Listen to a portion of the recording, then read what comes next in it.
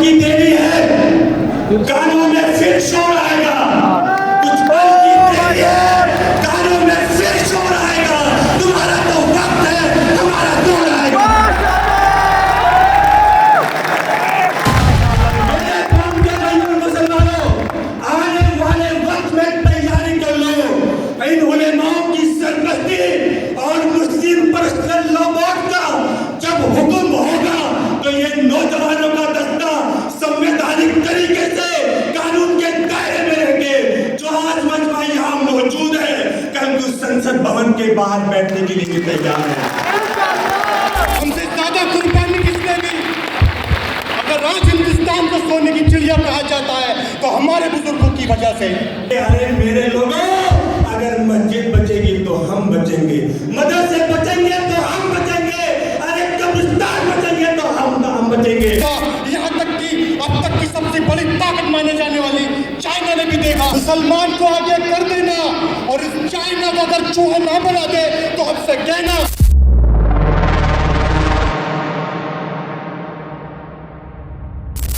सेवा समिति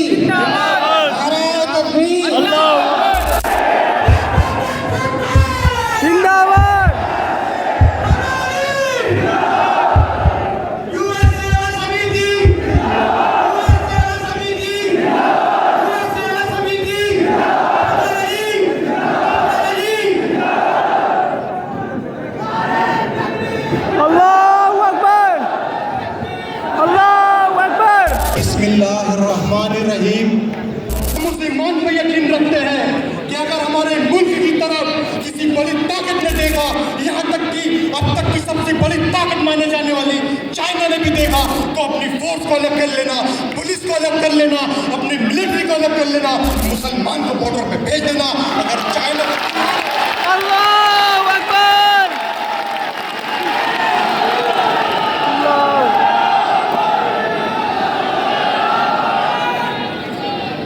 मुसलमान को आगे कर देना, और इस चाइना को अगर चूहा ना बना दे तो हमसे कहना, लेकिन हम पे भरोसा तो किया जाए।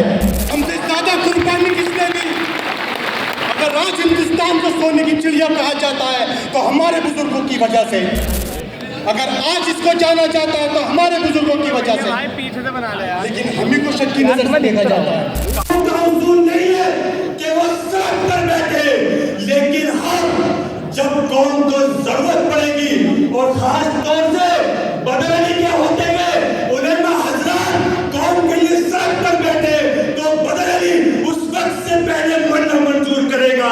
तो मेरे कौम के भाइयों मुसलमानों, आने वाले वक्त में तैयारी कर लो। इन उलेमाओं की सरपरस्ती और मुस्लिम पर्सनल लॉ बोर्ड का जब हुक्म होगा तो ये नौजवानों का दस्ता संवैधानिक तरीके से कानून के दायरे में रहेंगे। जो आज मजमा यहाँ मौजूद है, कल को संसद भवन के बाहर बैठने के लिए तैयार है। होगा तो वो बोलना चाहेगा, लेकिन हम आखिरी सांस तक इस सरकार के काले कानून के खिलाफ लड़ते रहेंगे। क्यों? क्योंकि जिस वक्त में अल्लाह के सामने पेशी होगी, उस वक्त में हम कह सकते हैं कि अल्लाह तबारक व तआला बेशक कानून तेरे हुक्म से पास हुआ, लेकिन जब तेरे मस्जिदों को जरूरत थी, मस्जिदों को जरूरत थी, मदरसों को जरूरत थी, खानखाहों को जरूरत थी, तो बदले घर में था नहीं था। 22 मुकदमे झेलने के बाद भी, 5.5 महीने की जेल काटने के बाद भी तेरे लिए और तेरी कौम के लिए, तेरे नाम के लिए जंगी मैदान में लड़ रहा था। इस बात के साथ में बहुत जिम्मेदारी के साथ मौलाना मुजद्दिद साहब को इस बात का भरोसा दे देना चाहता हूँ कि आप हमारे सरपरस्त हैं, हमारे सर का ताज है। जब आप हुक्म करेंगे, इंशाअल्लाह तबारक व तआला जो मजमा यहाँ पर मौजूद है, इससे 100 गुना भारी मजमा कल को इंशाअल्लाह ताला अपना हक लेने के लिए, अपने मस्जिदों को वापस लेने के लिए, अपने मदरसों को वापस लेने के लिए, सड़क पर बैठने के लिए भी तैयार है।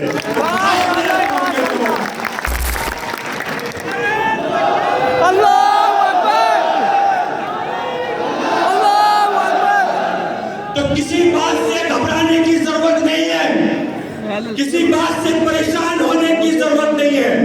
हमारे उलेमा किराम पूरी मजबूती के साथ में पर्सनल लो बोर्ड पूरा स्टेडियम फुल हो चुका फुल हो चुका है। फिर भी लोग यहाँ पे कि जैसे ही मुस्लिम पर्सनल लो बोर्ड का हुक्म आए सारे काम छोड़ने हैं, सारा कारोबार छोड़ना है, क्योंकि अरे मेरे लोगों अगर मस्जिद बचेगी तो हम बचेंगे, मदरसे बचेंगे तो हम बचेंगे, अरे कब्रिस्तान बचेंगे तो हम बचेंगे।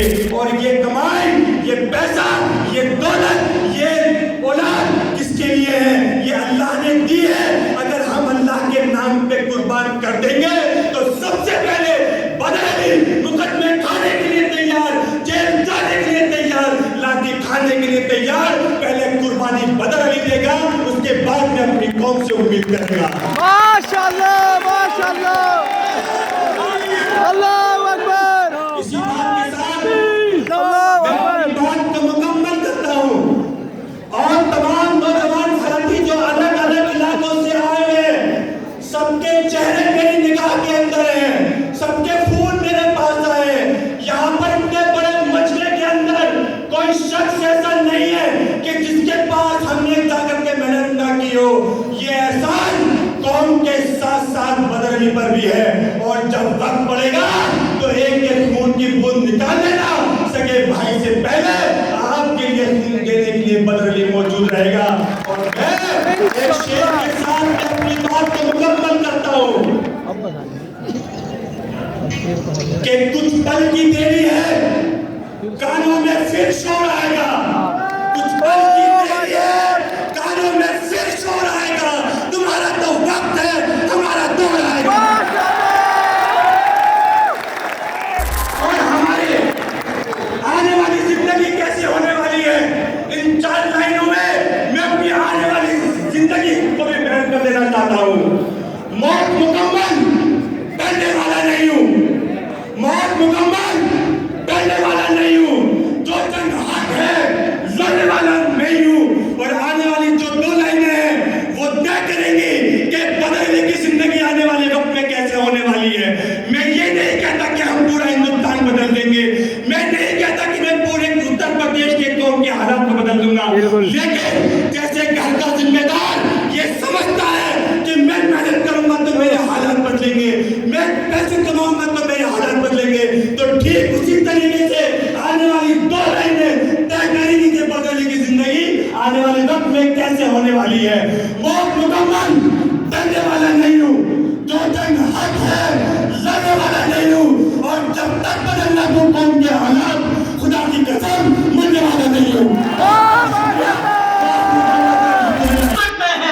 जान मांगो तो जान दे दे, माल मांगो तो माल दे दे, मगर खुदा की कसम हमसे ये नहीं हो सकता कि नबी का चाहो जलाल दे दे।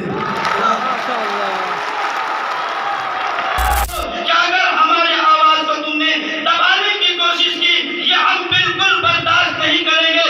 हम सब कुछ बर्दाश्त कर सकते हैं, मगर हम ये बर्दाश्त नहीं करेंगे। किसी शायर ने कहा है कि हालात से सहमे हुए लोगों को बता दो, हालात गुजर जाते हैं ठहरा नहीं करते, और जागी हुई कौमों के दिलावर सुन लो, हक छीन लिया करते हैं माना नहीं करते। वाह वाह माशाल्लाह भाई भाई माशाल्लाह, क्या क्या लाइक जब ये हमारा मुल्क आजाद हुआ था, इंटरेस्टिंग बात है गाइस, सुनो इंटरेस्टिंग बात है। तब हमारे बुजुर्गों से ये कहा गया था कि आपको आपके मजहब के अनुसार जीने का पूरा हक दिया जाएगा, बिल्कुल आपको आपके शरई कानून के मुताबिक चलने का पूरा अधिकार दिया जाएगा, बिल्कुल आपके मसले मसाइलों में कभी दखल नहीं दिया जाएगा। बिल्कुल। लेकिन पिछले कुछ सालों से आए दिन हमारे हर मसले में टांग लाई जा रही है, हमारे हर मसले में दखल दी जा रही है। क्या ये वो वादा निभाया जा रहा है जो आजादी के टाइम पे हमारे बुजुर्गों से किया गया था? नहीं, हमारे पास तो ऑप्शन था, जी लेकिन हम नहीं गए कहीं।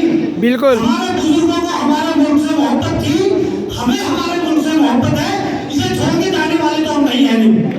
बिल्कुल हिंदुस्तान छोड़ के नहीं जाएंगे, बिल्कुल। सरकार इस भूल में ना रहे कि हमारे बुजुर्गों की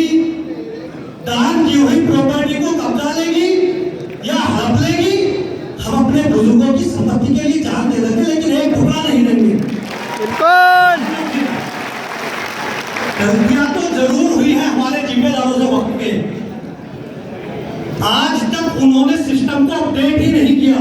अगर वक्त रहते अपडेट करते तो सरकारों की ना तो नजर होती और ना ही आज ये दिन देखना पड़ता। बिल्कुल बिल्कुल। अब वक्त अभी भी है, इसको सुधार लिया जाए और हमारे बुजुर्गों की प्रॉपर्टी को बचा लिया जाए।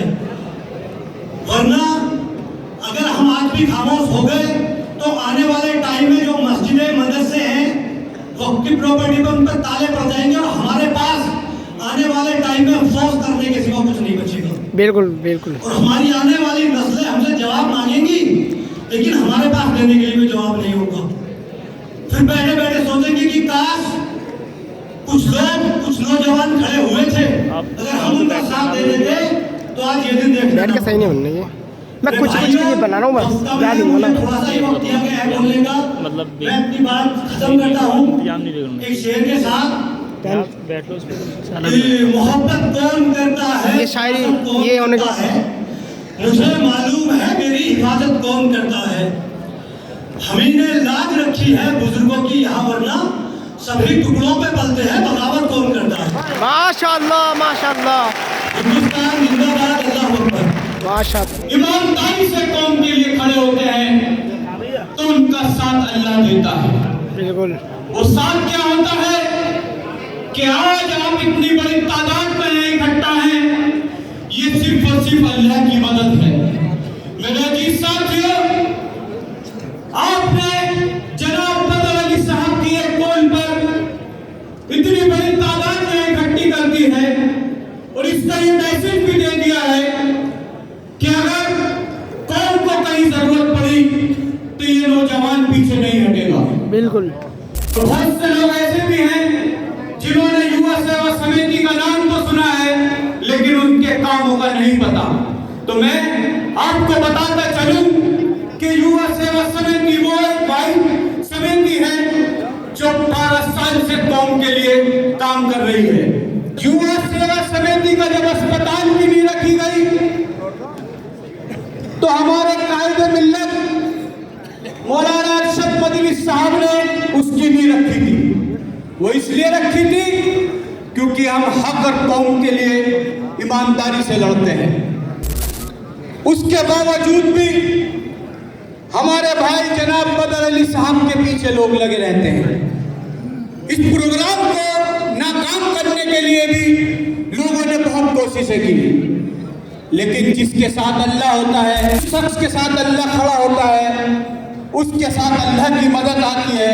वो मदद ये है कि नाकाम करने के बाद भी इतनी बड़ी तादाद में आपने प्रोग्राम को कामयाब कर दिया, उसको तमाचा मारने का काम कर दिया जो लोग हमारे प्रोग्राम को नाकाम करना चाहते थे।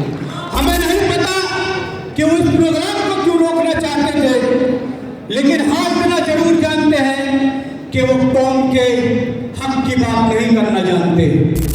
कि जो हमारे वक्फ बोर्ड के खिलाफ तरमीमी कानून बनाया है उसके विरोध में हमने एक कॉन्फ्रेंस रखी है। मेरा जी साथियों, वो कानून क्या है? वो कानून ये है कि अगर आज हमने उसकी आवाज नहीं उठाई या हमने उस कानून को तशरीफ रखें कि मदारिस और मसाजिद और हमारे इदारे ये वक्त जायदादें हैं जो मुल्क के तूल और अर्ज में बिखरी हुई हैं और वक्त अमेंडमेंट बिल आने के बाद इन वक्त हौसला रखने वाले अफराद तैयार होते हैं। आप जाने क्या इस बात को भुलाया जा सकता है कि इस मुल्क में अंग्रेजों के खिलाफ सबसे ताकतवर आवाज मदारिस इस्लामिया ने बुलंद की थी। कोई जरूरत नहीं, हमें किसी का नमूना दिखाने की कोई जरूरत नहीं। हमारे बाप दादा ने अपने हक हलाल की कमाई अल्लाह के रास्ते में दी, मस्जिदें बनवाई, मदरसे कायम करवाए और यतीमखाने और तालीम से उन्होंने अपनी मिल्लत को मस्जिद के सामने तलवारें लहराते हैं और गर्दनें काटते हैं और झंडे उतारते हैं और जय श्री राम करते हैं। ये किस किस्म की फिजा चली है?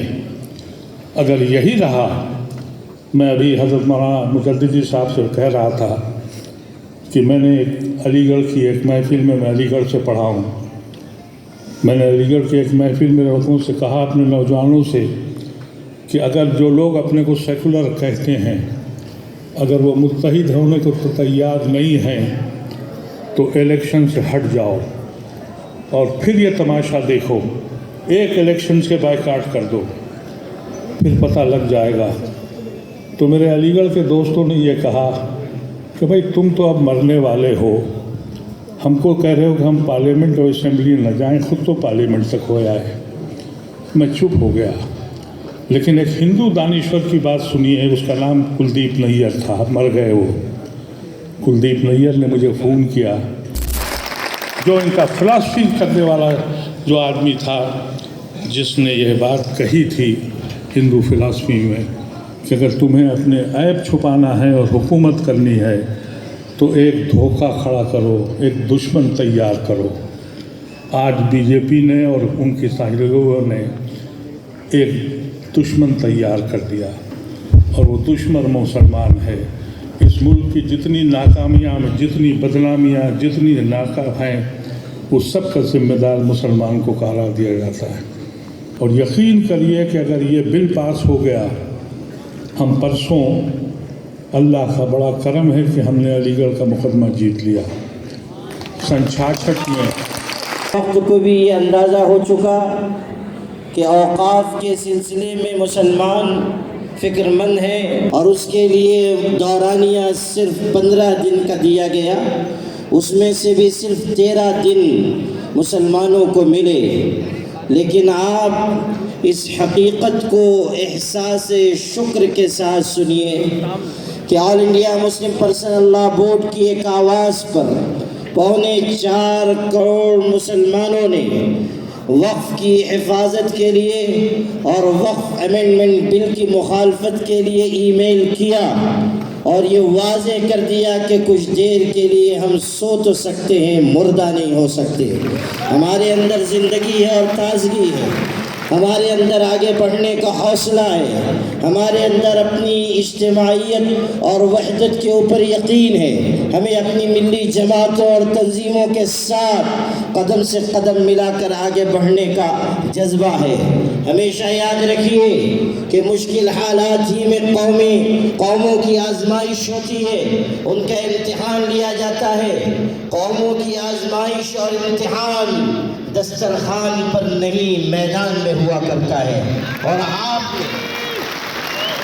नारे तकबीर, नारे तकबीर।